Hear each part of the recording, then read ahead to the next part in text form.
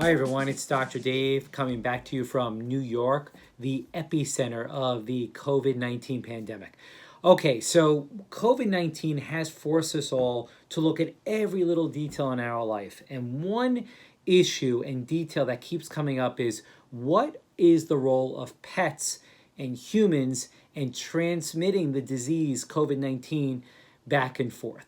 So here's the issue. The issue is we all know that COVID-19 probably started by transmission from an animal in a wet market to a human. At least that's probably the most popular theory right now. There are a lot of other theories going on.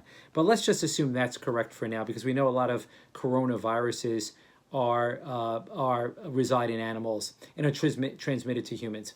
So the issue becomes, if it started with an animal transmitting it to a human, can our pets, dogs and cats, typically transmit the disease to their owners? And the answer is probably not, or at least we don't have a lot of information that pets can transmit COVID-19 to their owners. But what if we flip it around? What happens in regard to owners or humans transmitting COVID-19 to pets? And there is a little bit more data on this, in the sense that there are a small number of reports of humans, owners, transmitting COVID-19 to their pets.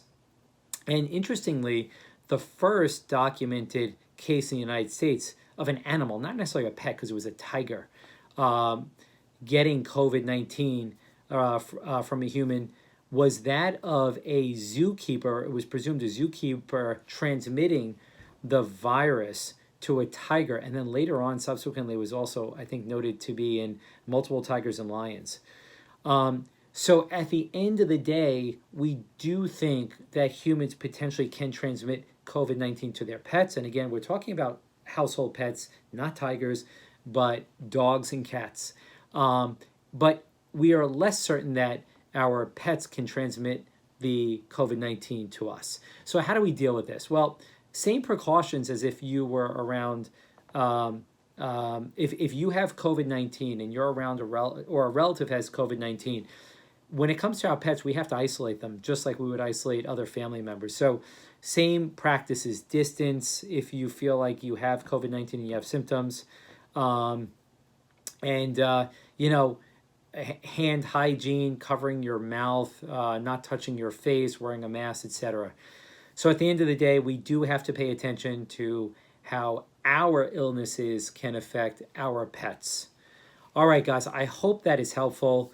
There's so much going on with COVID-19, and we'll just keep covering whatever comes up. But a lot of this stuff is just on-the-job learning. We're learning in the medical field as the public is learning, and we're trying to make some sense out of it all. Okay, until next time, this is Dr. Dave.